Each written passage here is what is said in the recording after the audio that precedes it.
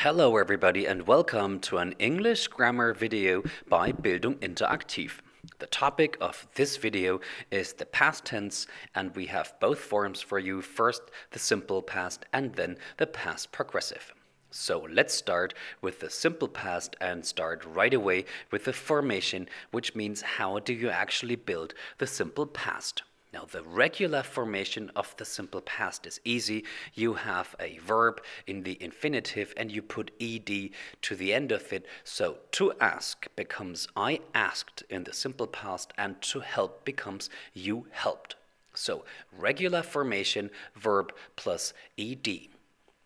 There are, however, numerous verbs which are irregular. To buy, for example, becomes she bought, and to go becomes they went. So please memorize your irregular past tense forms. They are very important. Now, when you form the simple past, there are a couple of things you have to watch out for. Now, what we've just learned, ed to the end of the verb to play becomes played, no problem.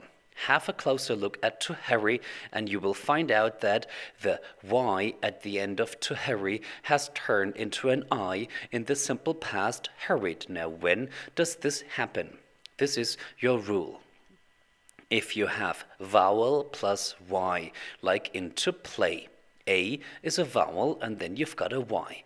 Everything stays the same. It's the regular formation played Y-E-D.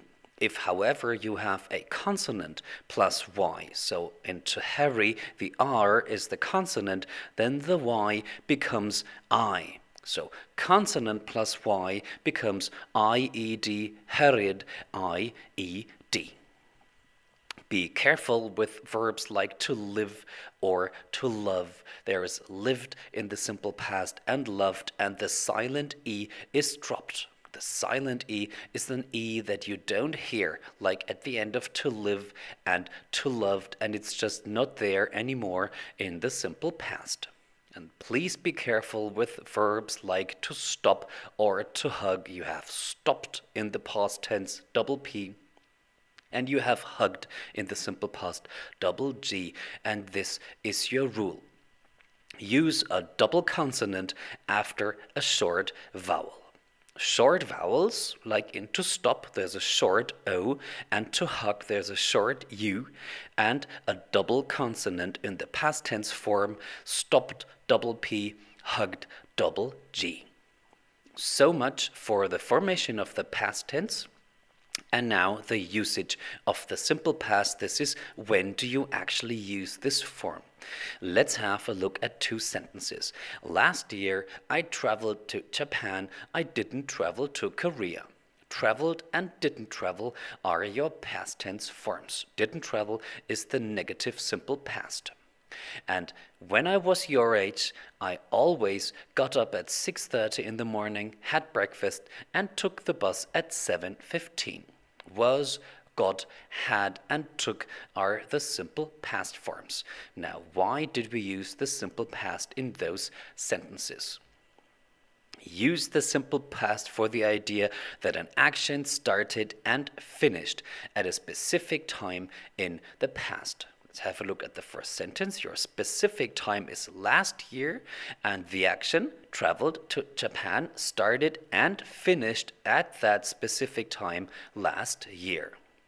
And use the simple past to list a series of completed actions in the past, like one after the other. I always got up at 6:30 in the morning, had breakfast, and took the bus at 7:15. A series of completed actions, of course, in the past. All right, ladies and gentlemen, so much for the simple past, and let's continue with the past progressive and again start with the formation. How do you form the past progressive? The past progressive is built with was or were followed by the ing form. Was or were, and of course wasn't and weren't, the negative forms, followed by the ing form. So you have I was asking, you were asking, he, she, it was asking, we were asking, you were asking, and they were asking. Past progressive was, were, plus ing form. And when actually build the ing form, there's a couple of things that you have to watch out for.